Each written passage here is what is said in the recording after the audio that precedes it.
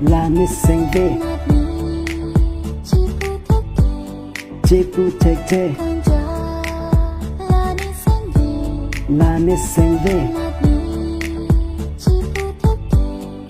ai chỉ phụ thề thề nít sinh về nít ta năng son nô tì về càng hôn năng son nít ta chỉ phụ thề thề nít sinh về càng ra đôi con là nít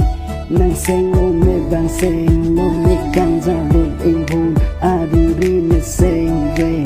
năng phan gì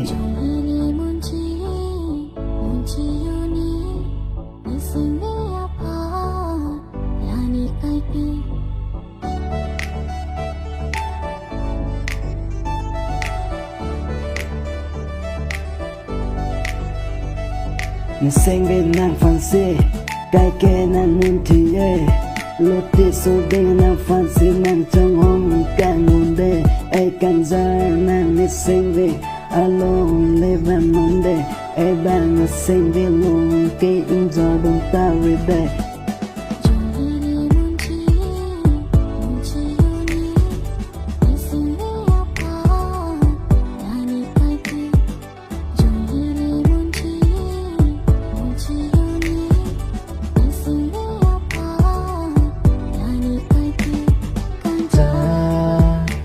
sinh về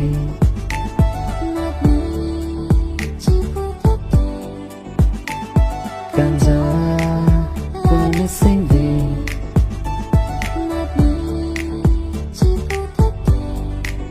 thì phụ trách thế nít sinh về càng giờ cô nát luôn nè ai càng hôn nít ta năng son xin nít sinh về càng giờ đồn kê ai năng phan nè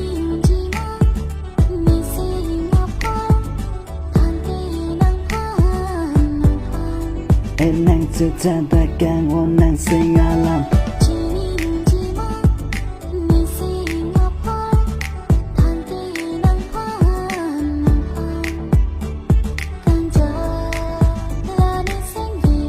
là nít sinh về chỉ phụ thề thề là nít sinh về ai na chế ta nụ càng hôn nàng sinh nê pha sinh đông mà ở bên na chế ta tê ăn cổ kê nê nàng pha na chỉ nê